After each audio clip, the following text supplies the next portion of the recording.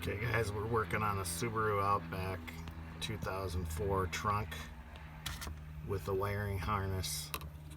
I'm trying to put a backup camera in. So to remove these clips, you want to just kind of stick a screwdriver in here and pry back a little. And voila, it pops loose. So that is how you remove these. There's some up here as well, and up here as well. Just pop a little screwdriver in there and you're all set. Thanks for watching.